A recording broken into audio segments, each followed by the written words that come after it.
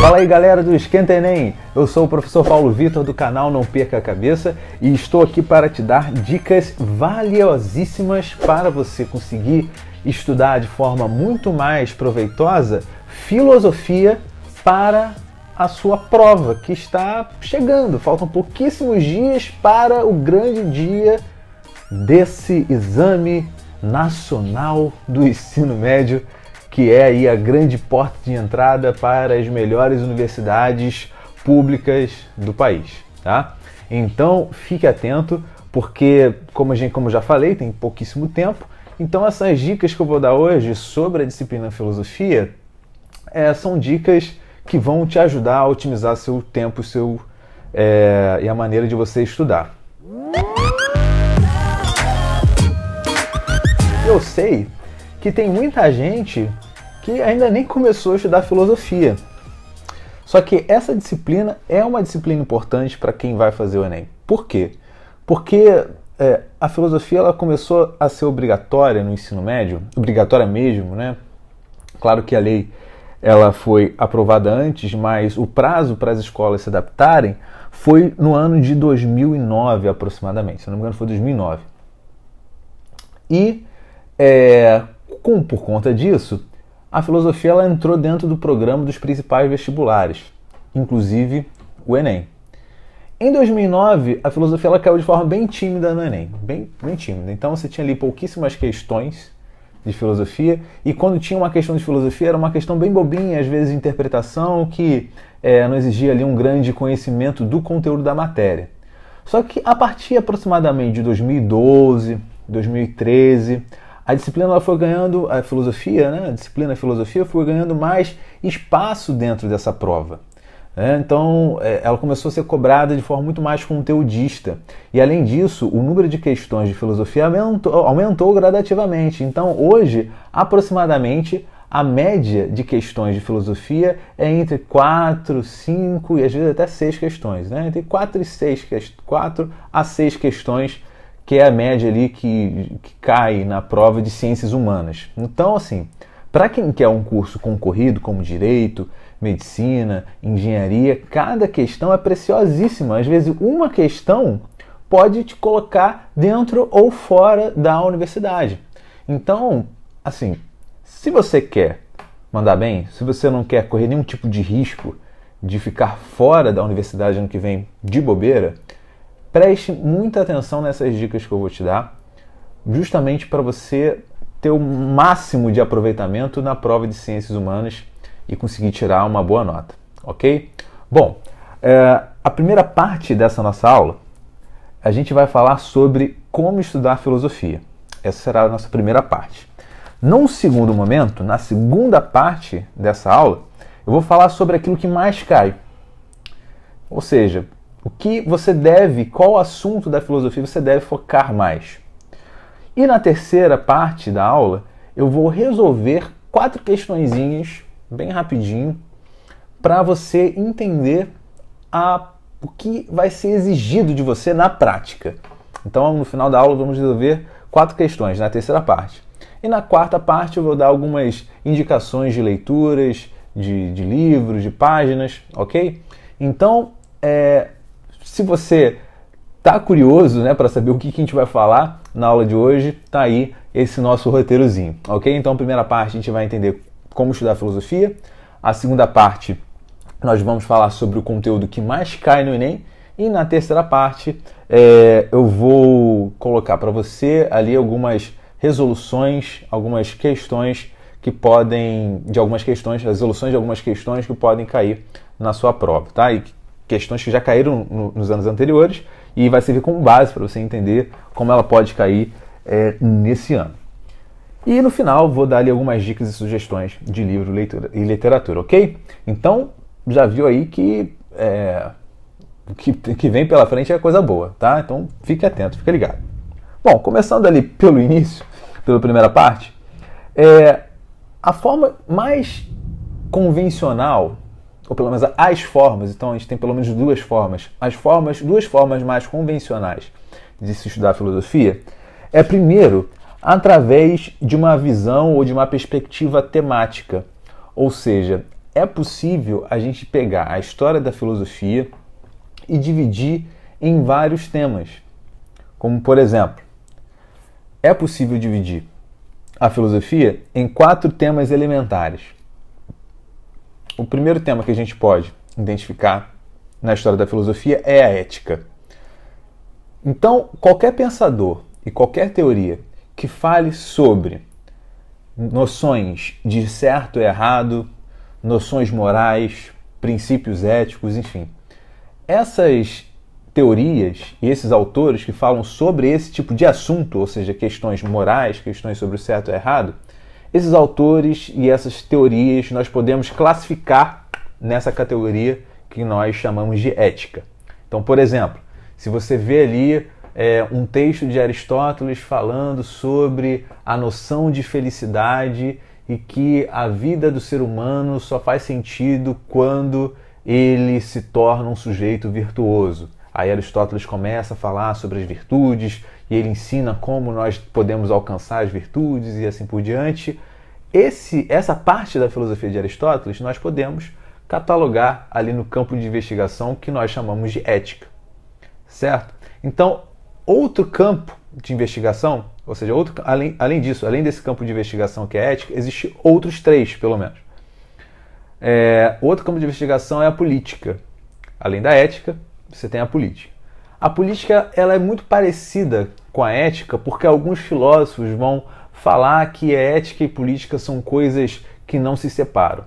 Mas, para finalidade de estudo, é importante a gente distinguir uma coisa da outra. Então, por exemplo, você tem lá Maquiavel falando sobre como o príncipe deve governar a cidade, né, um principado. Como é que um governante deve ter postura diante da sua população.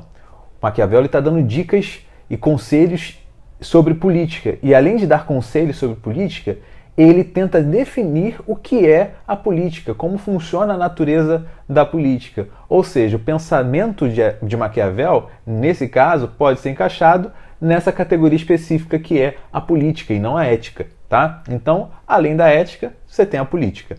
E além da ética e da política, existe também a epistemologia ou teoria do conhecimento. Tá? Então você pode até colocar aí nas suas anotações que epistemologia é igual à teoria do conhecimento, certo? Claro que eu falo igual bem a grosso modo, mas para você que vai estudar o Enem, né, estudar para o Enem, essa definição já basta, né? Colocar a epistemologia como teoria do conhecimento, são coisas similares. Do que aborda a epistemologia ou teoria do conhecimento? Epistemologia ou teoria do conhecimento estão falando sobre a maneira de se conhecer as coisas, como é possível conhecer as coisas. Então, por exemplo, a gente tem lá um debate entre Descartes e debate entre David Hume.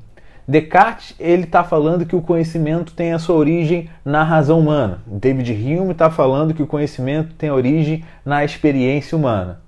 Ou seja, é um debate, são autores que estão falando sobre o processo, a forma de se conhecer as coisas, como é que o conhecimento se desenvolve na razão humana. Então, nós podemos catalogar essa discussão desses autores nessa categoria teoria do conhecimento ou epistemologia, que é a mesma coisa. Então, além da ética, da política e da epistemologia ou teoria do conhecimento, existe ainda uma outra, que é a estética. Estética é um campo de investigação da filosofia que tenta apontar para a gente o que é a beleza perfeita, o que é a ideia de beleza, ou seja, o que é o belo. Né? Não é o belo pagodeiro, não. Pelo amor de Deus, não vai achar que é o belo pagodeiro, não. É o belo no sentido de o que é a beleza em si. É sobre isso que a estética se questiona, é sobre isso que esse campo de investigação da filosofia está querendo identificar a ideia perfeita de beleza. Então, por exemplo, será que existe uma noção de beleza universalmente válida? Ou será que a beleza ela é relativa? Se existe uma ideia, uma noção de beleza absoluta, ou seja, onde todo mundo chega num acordo de que isso realmente é o mais belo, isso é o ideal de beleza, é o padrão de beleza, qual é então esse padrão de beleza? Qual é a ideia de beleza? Ok? Então a estética é sobre essa discussão sobre a estética de respeito à noção de beleza. Então nós vimos aqui 4 campos de investigação, 4 temas, né, 4 eixos temáticos que a gente pode dividir os estudos aí dessa matéria, dessa disciplina filosofia. Então, o que é o ideal você fazer? Você pode pegar o seu caderno, né, e fazer uma tabelinha com esses 4 temas. E conforme você for assistindo às suas aulas de filosofia, no seu cursinho, não é, tanto presencial ou online, enfim, você pode pegar esse conteúdo que você está assistindo nas suas aulas e colocando e tentando catalogar esses assuntos. Então, por exemplo, vamos supor que você assiste uma aula e aí na aula o professor está falando sobre Aristóteles, ou então está falando sobre os contratualistas, que são aqueles filósofos iluministas, né? Hobbes, Rousseau e Locke. Olha, você está ali ouvindo o professor falar e você já percebeu que, pô, esses caras estão falando sobre política. Onde é que você vai encaixar esses filósofos que você está estudando? Na categoria filosofia política, né? Categoria política. Aí, opa, você tá assistindo uma aula e aí você observa ali que o professor está falando de Nietzsche. Aí está falando sobre o impulso dionisíaco, o impulso apolíneo, paraná, e aí nessa aula o professor ele começa a falar sobre noções de beleza. Pô, você está falando sobre noções de beleza em Nietzsche, o que você vai fazer? Você vai catalogar esse assunto que você ouviu e vai botar na sua tabelinha. Nietzsche, para estética, porque ele fala nessa aula, o professor falou de beleza e disse que Nietzsche tinha essa definição de beleza. E você coloca lá palavras-chave que vão te ajudar a lembrar do Nietzsche dentro daquela categoria, ok?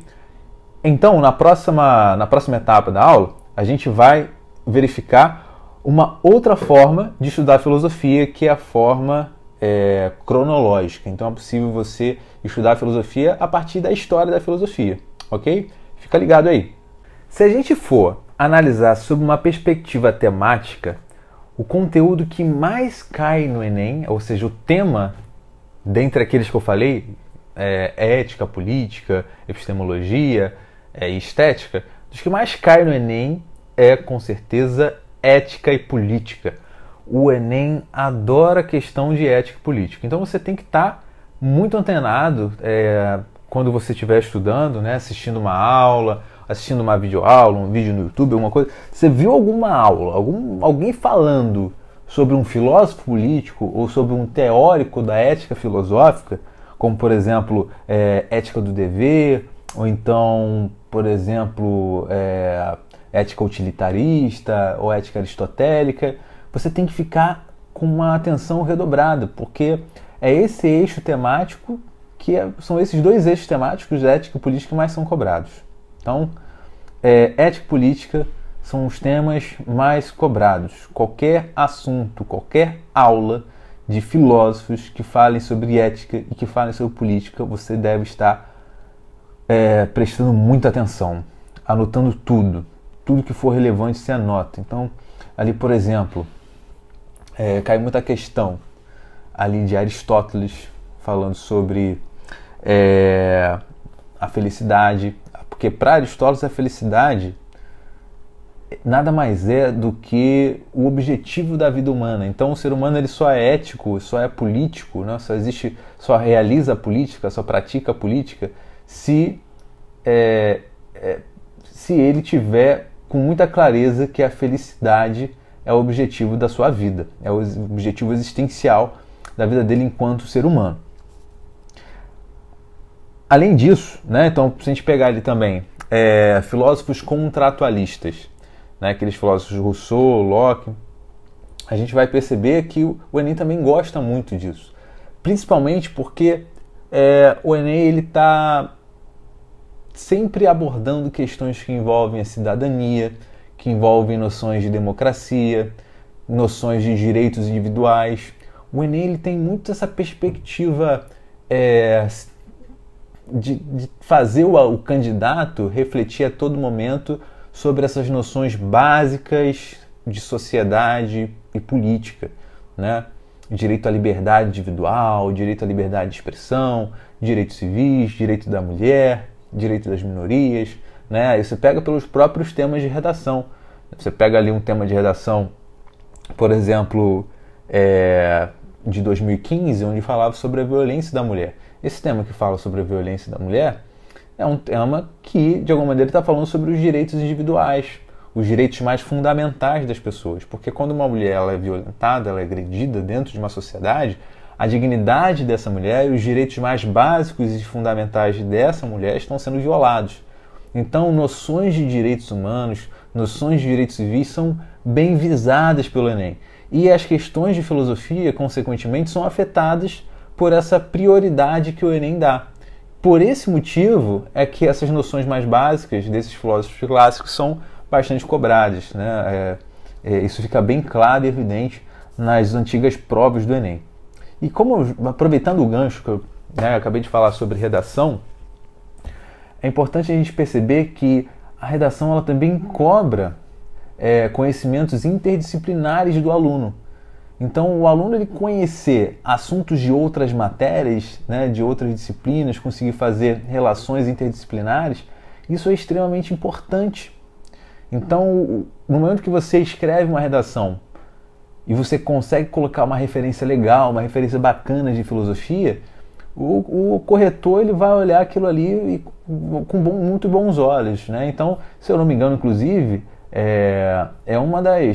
um dos grandes diferenciais, né, do candidato que consegue fazer referências filosóficas e sociológicas, enfim, e outras matérias, outras disciplinas, dentro da sua redação.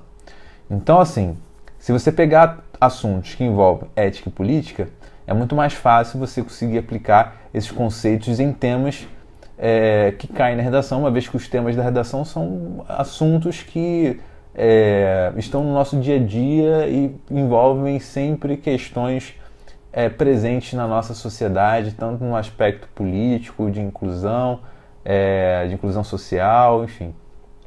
É importante conseguir fazer esse tipo de link. E tem aí também alguns detalhes importantes que você tem que ter em mente sobre o uso de filósofos na redação. Alguns cuidados que você tem que ter. A primeira coisa, o primeiro cuidado, aí abrindo um parênteses, né? A gente está falando agora sobre o que mais cai no Enem, correto? E aí eu estou abrindo um parênteses agora sobre a questão da redação, de usar filosofia dentro da redação. Quando você usa uma referência filosófica dentro da sua redação, você tem que tomar muito cuidado. Primeiro, se for uma citação, tenha absoluta certeza de que aquela citação está correta. Porque, por exemplo, às vezes a gente acha que o filósofo falou alguma coisa, às vezes a gente acha que a citação é de um filósofo, e às vezes o filósofo não escreveu aquilo. Às vezes a citação até representa bem a ideia do filósofo, mas não foi o filósofo que disse. Como, por exemplo, Maquiavel nunca disse que os fins justificam os meios, mas todo mundo atribui essa frase a Maquiavel. Então, se você coloca ali na sua redação, né, como se fosse uma citação, isso pode gerar um problema para você, porque pode ser que o corretor conheça muito bem Maquiavel, nada impede. Maquiavel não é uma coisa que somente os professores de filosofia conhecem, é um livro acessível, acessível tanto, né, qualquer livraria se encontra uma edição do Príncipe, né, que é a principal obra de Maquiavel, e além de não é acessível somente em termos de conseguir ter materialmente o livro, mas é um livro que dá para ser compreendido, não precisa ser iluminado para entender Maquiavel. E nada impede que o seu corretor de redação conheça Maquiavel. Aí tu coloca ali uma citação que Maquiavel nunca falou, uma coisa que Maquiavel nunca falou como se ele tivesse dito, isso pode gerar um problema para você. Então, se você está na dúvida se a citação que você tem em mente é algo que efetivamente o autor escreveu ou não, coloca ali como uma paráfrase, né? Em vez de colocar como citação, coloca como paráfrase, ou seja, você escrevendo com as suas próprias palavras a ideia de um determinado filósofo, de um determinado teórico, tá? Então, essa é a primeira dica importante. Outra dica, outro cuidado que você tem que ter é com o nome do filósofo, né? Tu não vai errar o nome do filósofo. Vai lá, sei lá, o homem é um animal político, aí ao invés de escrever Aristóteles, tu escreve Platão. Aí esquece do acento, ao invés de botar Aristóteles, bota Aristoteles, coisas do gênero, né? Então, tomar cuidado com o nome do filósofo, isso é importante, né? Vai, ao invés de falar Thomas Hobbes, aí bota Thomas Robson, já pensou? Que vergonha, além de ser, é uma vergonha, né, cara? Você tem que, né, pô, escrever o nome. Não é que seja uma vergonha você não conhecer o nome do filósofo, mas se você vai colocar ali o nome do filósofo na redação, você tem que escrever certo. Tem que escrever certo o nome do filósofo. Então pode, tá? Então, só para você tomar esse cuidado. Então, fechando parênteses sobre essa redação e voltando ali sobre esse ponto da aula, onde a gente está falando sobre o que mais cai no Enem. Além de cair ética e política, outro ponto importante, outro tema importante que mais cai no Enem é epistemologia ou teoria do conhecimento. Então, por exemplo, você tem lá discussões sobre racionalismo e empirismo, como eu já mencionei, é uma questão sobre epistemologia. E questões sobre epistemologia são questões que caem com bastante frequência. Já assuntos que envolvem a estética não são assuntos tão cobrados assim. Eu, particularmente, nunca vi questões assim muito robustas e muito pesadas, muito difíceis sobre estética nos exames anteriores do Enem. Tá? Então, dos temas que mais caem, os dois primeiros ali é ética e política, e o outro tema ali que cai também com uma certa regularidade é assuntos que envolvem teoria do conhecimento ou epistemologia. Ok? Bom, agora a gente pode prestar também atenção sobre os temas, sobre o que mais cai no Enem, não somente sob uma perspectiva temática, como a gente viu agora, mas também sob uma perspectiva cronológica. Ou seja, se a gente dividir a filosofia em linha temporal, assim como filosofia grega, medieval, moderna e contemporânea, qual desses períodos mais cai? Qual período mais cai? Bom, a gente pode visualizar que o período que mais cai de história da filosofia é o período antigo, filosofia clássica, né? E mais especificamente filosofia grega, é o que mais cai. Então você tem ali, por exemplo, questões sobre Platão, que envolve ali a teoria das ideias de Platão, questões sobre Aristóteles, a política e a ética de Aristóteles cai bastante. Então filosofia grega cai muito. Até mesmo, por exemplo, aquela parte de nascimento da filosofia, né? Então os pré-socráticos, o surgimento da polis grega, e aí até mistura um pouquinho ali com a parte de história, é algo que cai também com bastante frequência. Então, em termos cronológicos, o período que mais cai ali na prova é, sem dúvida, a filosofia grega. O segundo momento é a filosofia moderna. Então, a filosofia moderna cai mais do que a filosofia medieval. A filosofia medieval cai, assim, normalmente muito misturado com história. Quando cai. Então, assim, é importante estudar filosofia medieval? Mas não precisa ter tanto foco assim. Se tiver pouquíssimo tempo, fala, Paulo, olha, estou com pouco tempo, não dá para estudar tudo, está chegando, o que eu tenho que estudar? O que eu posso deixar de lado? Embora não seja o ideal. Filosofia medieval. Embora não seja o ideal, até mesmo para você entender algumas coisas da filosofia moderna, é interessante entender um pouco a filosofia medieval, mas o essencial mesmo é a filosofia antiga e filosofia moderna. Medieval pode ficar um pouquinho de escanteio. E contemporânea, aí se botar... Então, o que mais cai? Filosofia antiga. Segundo que mais cai é a filosofia moderna. E terceiro período que mais cai é a filosofia contemporânea. Medieval fica ali no último lugarzinho, tá? Contemporânea cai, como por exemplo, ano passado, no Enem de 2017, caiu uma questão sobre John Rawls, que é um filósofo contemporâneo. Então, você tem que estar ligado também em contemporânea, mas não tanto quanto filosofia antiga, grega e filosofia medieval, ok? Bom, agora a gente vai ir para uma etapa da nossa aula onde nós iremos resolver algumas questões de vestibulares de Enems anteriores, ok? Então fica ligadinho aí que daqui a pouquinho a gente volta. Voltei, viu? Em um piscar de olhos voltei. Falei que daqui a pouco a gente volta e em um piscar de olhos voltei. Pois é. Aqui é VaptVupt, meu amigo. Pois bem, vamos lá. Ver aqui algumas questõezinhas para a gente resolver. Bom, a primeira questão que eu vou resolver com vocês, eu escolhi essa questão porque ela representa muito a importância de você estudar filosofia. para fazer o Enem. E ela é bem representativa sobre a forma como a filosofia é cobrada de você. Porque olha só, a questão 24 do caderno azul do Enem de 2014 era uma questão sobre epicurismo. O epicurismo, só para situar, você que está perdidão. O epicurismo é uma escola do período helenístico que tenta investigar questões sobre a ética. E nessa investigação sobre a ética, o epicurismo fala que o que dá sentido à vida humana, o que traz felicidade à vida humana é a busca por prazeres. Então, o ser humano que quer ser feliz, ele deve constantemente buscar prazeres. Ok? É simples.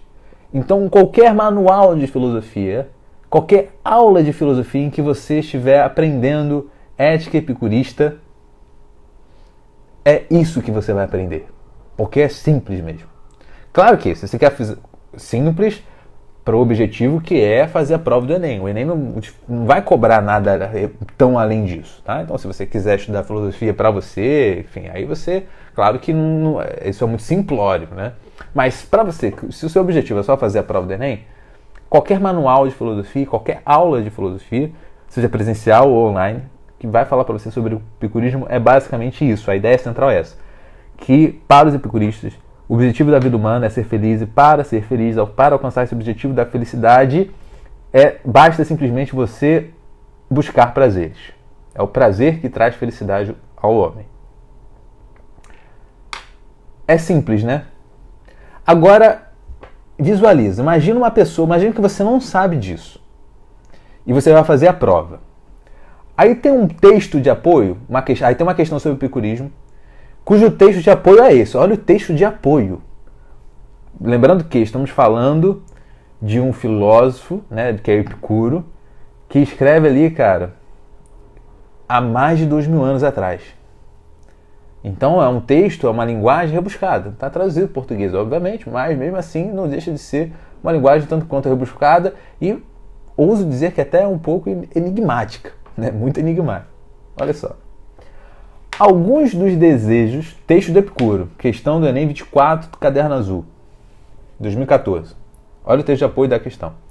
Alguns dos desejos são naturais e necessários, outros naturais e não necessários. Outros nem naturais nem necessários, mas nascidos da vã opinião. Os desejos que não nos trazem dor, se não satisfeitos, não são necessários, mas o seu impulso pode ser facilmente desfeito, quando é difícil obter sua satisfação ou parecem geradores de dano. Entendeu alguma coisa? Não, né? Tá perdido, né? Pois é. Imagina você na hora da prova, tentando interpretar esse texto, cara. Quanto tempo você não vai perder aí? Lembrando que o Enem são várias questões. Mas olha como é simples o enunciado, a pergunta, para quem já conhece o Epicuro. No fragmento da obra filosófica de Epicuro, o homem tem como fim: alternativa A, alcançar o prazer moderado e a felicidade. B de bola, valorizar os deveres e as obrigações sociais. C de casa, aceitar o sofrimento e o rigorismo da vida com resignação. D de dado, refletir sobre os valores e as normas dadas pela divindade. E de escola, defender a indiferença e a impossibilidade de se atingir o saber. A alternativa correta, se você lembrar daquilo que eu falei antes de ler o texto da questão, A de amor. Se você, onde estou querendo chegar? A de amor que é alcançar o prazer moderado e a felicidade. Onde estou querendo chegar? Se você olha a referência do texto de apoio, que todo texto de apoio tem a referência, ou seja, a referência é quem escreveu, onde foi publicado, edição publicada, etc. Você vai ver em letra caixa alta, Epicuro de Samos. Pô, Epicuro certamente foi o pai do epicurismo. Se você estudou filosofia antes de fazer a prova, e você lê as alternativas, e você lembra quem foi Epicuro, você mata na hora.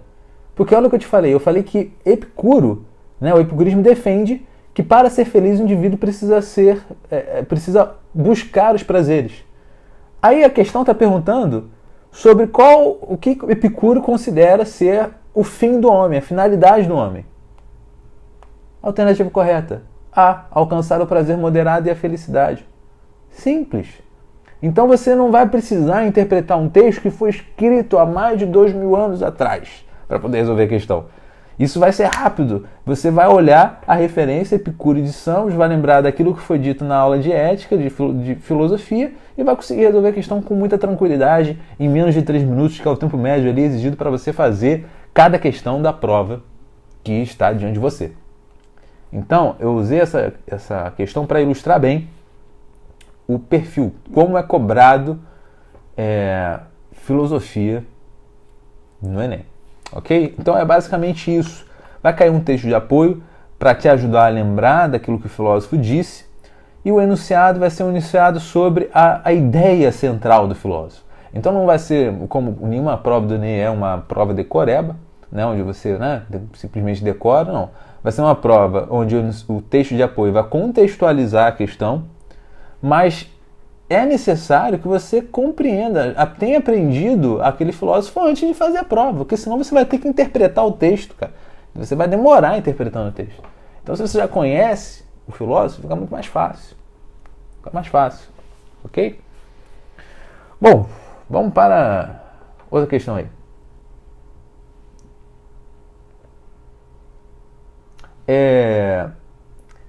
Uma questão sobre o filósofo René Descartes. Olha só. É uma questão que caiu no Enem de 2013. E a gente tem esses 2 textos nessa questão. Texto 1. Há algum tempo eu me apercebi de que, destes meus primeiros anos, recebera muitas falsas opiniões como verdadeiras e de que aquilo que depois eu fundei em princípios tão mal assegurados não podia ser senão muito duvidoso e incerto. Era necessário tentar seriamente, uma vez em minha vida, desfazer-me de todas as opiniões a que até então dera crédito e começar tudo novamente a fim de estabelecer um saber firme e inabalável. René Descartes. Texto 2. É o caráter radical do que se procura que exige a radicalização do próprio processo de busca.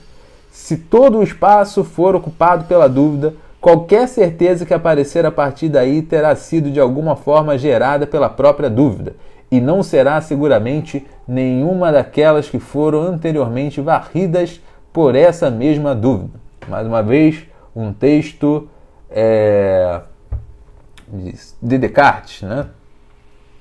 Ou sobre Descartes, né? Que tem ali um outro autor falou sobre Descartes. Olha o enunciado. A exposição e a análise do projeto cartesiano indicam que, para viabilizar a construção radical do conhecimento, deve-se: alternativa A. Retomar o método da tradição para edificar a ciência com legitimidade. B de bola. Questionar de forma ampla e profunda as antigas ideias e concepções.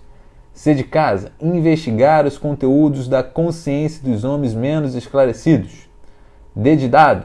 Buscar uma via para eliminar da memória saberes antigos e ultrapassados. E. Encontrar ideias e pensamentos evidentes que dispensam ser questionados. Veja só. Descartes, você tem que saber um esqueminha básico para você conhecer Descartes. A primeira coisa que você tem que saber de Descartes é o seguinte: é que, primeiro, ele quer refundar a ciência. Descartes ele percebe que a ciência aristotélica é um fracasso em termos de veracidade. Então, o que ele pensa? Eu tenho que fundar uma nova ciência. Nessa tentativa de fundar uma nova ciência, ele estabelece um método de investigação. E a primeira coisa que ele propõe para esse método é o seguinte: é deixar de lado as antigas opiniões, é deixar de lado as antigas ciências. Só que ele deixa de lado não de qualquer jeito. Ele deixa de lado fazendo um pequeno teste, que é o teste da dúvida. O que Descartes ele pensa? eu pego as minhas antigas opiniões, vou testando essas opiniões com a dúvida. Se essa opinião conseguir ser colocada em dúvida, essa opinião não serve como fundamento para a nova ciência. Porque uma opinião ela só pode servir de fundamento para a ciência se ela for inquestionável, ou seja, se ela for indubitável, se ela não puder ser colocada em dúvida. Esse é o posicionamento central de Descartes. Então, o aluno que vai para a prova, sabendo disso, ele não precisa perder muito tempo interpretando esses dois textos. Porque olha só, a alternativa correta, B de bola, questionar de forma ampla e profunda as antigas ideias e concepções. Essa é a proposta de Descartes. Pegar as antigas opiniões, abandoná-las, mas não de qualquer jeito. Ele faz isso utilizando o método da dúvida, ou seja, questionando essas opiniões. Por isso que não pode ser, por exemplo, letra D de dado, buscar uma via para eliminar da memória saberes antigos e ultrapassados. Não, ele não está querendo eliminar de qualquer jeito aquilo que ele conhecia por uma simples questão de eu não quero, não gosto, logo vou eliminar esse pensamento. Não, ele está propondo uma forma de como ele vai abandonar as antigas opiniões. Ele abandona as antigas opiniões questionando, colocando ali um método da dúvida, certo? Então, assim, se você não conhece Descartes, é importante você se atentar bastante, tá? Porque está aí dentro daqueles temas que eu falei que mais caem. Lembra que eu falei que mais cai, além de ética política, epistemologia? Então, essa parte de Descartes é sobre epistemologia. Está ali entre os temas que mais cai. E, além disso, Descartes é da filosofia moderna, que também eu falei que é o período que mais cai. Então, Descartes é um filósofo que pode ser bastante cobrado e bastante exigido ali de você. Ok? Bom, e para finalizar aqui essa parte de resolução de questões, nós vamos falar sobre uma questão de Aristóteles. Ok? Fica ligado. Bom, veja que agora essa questão de Aristóteles que caiu também no Enem de 2013. Lembra? Eu até mencionei isso no início da aula, que para Aristóteles o que define e fundamenta a ética é a própria felicidade, porque o homem, o ser humano, né? Ele só tem ética e o ser humano só propõe política, só tem política, só existe política nas relações humanas, porque o ser humano, ele tem como função existencial a felicidade. Ou seja, só existe a razão de ser da política, a razão de ser da ética e a razão de ser das virtudes é a necessidade que o ser humano tem de ser feliz. Essa é a base da filosofia de Aristóteles. Então, o aluno que vai fazer a prova do Enem, ele tem que ter isso em mente, que a base da filosofia de Aristóteles, principalmente a filosofia política de Aristóteles, a ética aristotélica, tem como base essa noção de que a felicidade é a finalidade do homem. E olha só como eu tenho razão. Enem de 2013. Olha o texto. A felicidade é, portanto, a melhor, a mais nobre e a mais aprazível coisa do mundo. E esses atributos não devem estar separados, como na inscrição existente em Delfos. Das coisas a mais nobre é a mais justa, e a melhor é a saúde, porém a mais doce é ter o que amamos. Todos esses atributos estão presentes nas mais excelentes atividades, e entre essas a melhor nós a identificamos como felicidade. Texto de Aristóteles, está ali na referenciazinha. Enunciado. Ao reconhecer a felicidade, a reunião dos mais excelentes atributos, Aristóteles a identifica como: A. Busca por prazeres materiais e títulos de nobreza. B de bola. Plenitude espiritual e ascese pessoal. C de casa. Finalidade das ações e condutas humanas. D de dado. Conhecimento de verdades imutáveis e perfeitas. E de escola. Expressão do sucesso individual e reconhecimento político. E aí?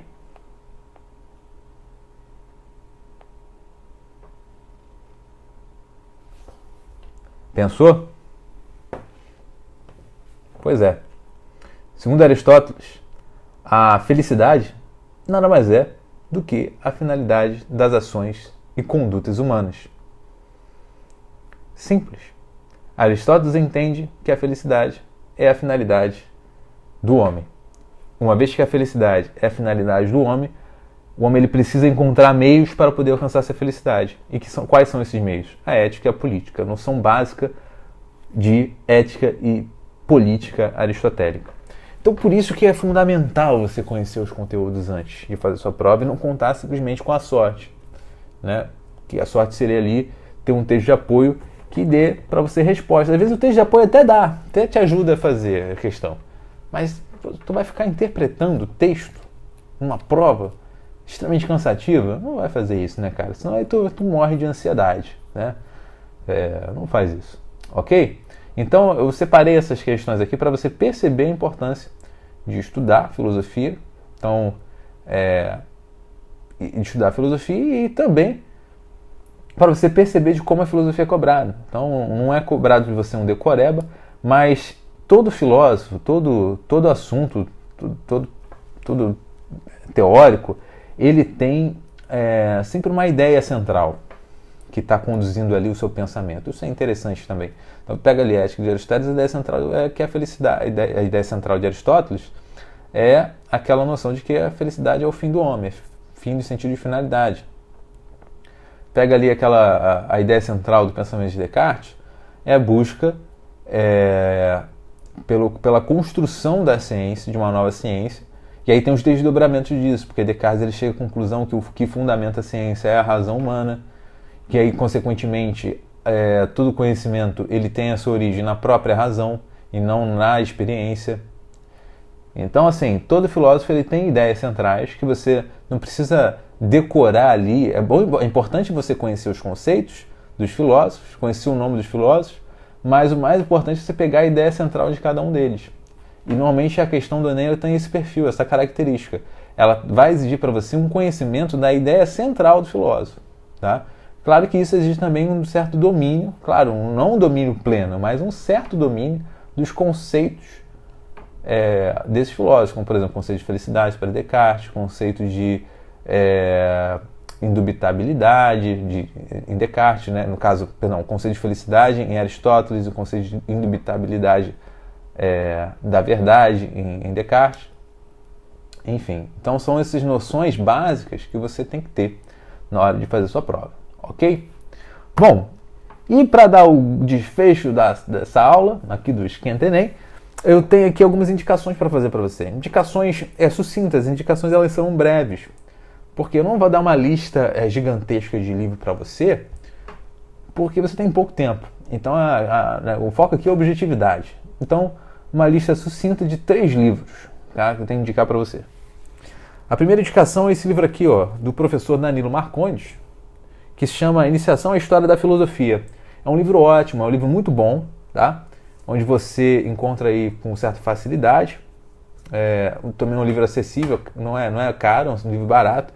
E o mais legal desse livro é que, por exemplo, você não precisa ler o livro todo para entender, sei lá, o meio, o final, a metade do livro. Por quê? Vamos supor que você quer estudar sobre filosofia medieval. E aí você vai no índice, né, aquela parte que é o sumário ali, onde tem ali a numeração dos capítulos e tal, e você vai direto em filosofia medieval. Aqui, ó, tem aqui, ó, parte 3, filosofia medieval. Procura a página e parará. O que você quer saber de filosofia medieval? Sobre São Tomás de Aquino, aqui, ó, página 126. Aí você abre na página 126 e aprende ali sobre São Tomás de Aquino. É muito simples, você não precisa ter lido ali filosofia antiga, no início do livro, para entender aquela página, aquele capítulo de filosofia medieval ou São Tomás de Aquino, que é um assunto específico, um assunto mais preciso. Então é isso que é mais interessante do livro. A linguagem dele é uma linguagem fácil, uma linguagem tranquila, embora ele não seja um livro didático, ele é muito didático, né, na forma de escrever. Ele não é um livro didático no sentido como a gente conhece, né, com figura, gravuras, ilustrações. Ele tem até alguns mapinhas mentais aqui, mas não é nada ilustrativo. Mas a linguagem é muito simples, é muito boa, eu recomendo. Agora, se você prefere uma coisa com mais cor, digamos assim, tem esse livro aqui, ó, História da Filosofia. É um livro bem legal porque, além dele ter uma linguagem simples, direta e objetiva, ele tem essas gravuras, tem esquemas aqui que te ajudam a fixar ali, tem essa coisa mais lúdica, né? Para quem curte mais esse lance ali de gravuras e tem um estudo ali um pouquinho mais visual, né? Então esse livro que eu recomendo bastante aqui. Um outro livro eu não tenho aqui comigo, porque é um livro que eu emprestei e não sei para quem, e o livro sumiu, não sei onde é que está. Mas o nome do livro é Justiça, do professor Michael Sandel. É um livro sobre ética e filosofia política. E eu não sei se você lembra, eu falei que ética e filosofia política são os temas que mais caem no Enem. Nesse livro, o professor Michael Sandel, né, que é Michael Sandel, assim que se escreve, né? Michael Sandel. Ele pega vários exemplos da atualidade, vários casos da atualidade, que são casos que passam em jornais, com pessoas comuns, e aplica os conceitos da ética filosófica nesses casos, e começa a discutir esses casos com base nas principais correntes da ética filosófica, tá? Como, por exemplo, a ética de Aristóteles, a ética utilitarista, a ética do dever de Kant. Então é muito legal para você que quer estudar para o Enem e também fazer uma boa redação, né? Então você quer ter boas referências, quer ter ideias para articular, né? Ou seja, relacionar os conceitos da ética filosófica com temas atuais, temas contemporâneos, esse livro é super indicado. O propósito desse livro não é ensinar o aluno a fazer esse tipo de relação para o Enem. Então não é um livro feito para estudantes do Enem. Mas mesmo esse livro aí não sendo feito para o Enem, vai te ajudar bastante aí nesse sentido, ok? Porque vai te ajudar a ver uma certa aplicabilidade daqueles conceitos da ética filosófica e da filosofia política. Bom, pessoal, então é isso. Espero que vocês tenham gostado, que vocês tenham curtido. Espero que aquilo que a gente falou hoje tenha tido alguma utilidade aí para você e tenho certeza que se você prestar atenção, isso vai te ajudar bastante. Mas eu tenho certeza que vai te ajudar também para você fazer ali uma redação e encontrar ali uma aplicabilidade daqueles conceitos da ética filosófica e da filosofia política também em temas atuais. Ok? Bom, gente, então é isso. Espero que você tenha gostado, que você tenha aproveitado e um grande abraço. Desejo a você uma boa sorte na sua prova, que esse ano seja efetivamente o último ano que você faça essa prova e que ano que vem você já esteja dentro de uma universidade, ali vivendo aquela intensidade da vida acadêmica, ok? Bom, um grande abraço e até a próxima. Valeu!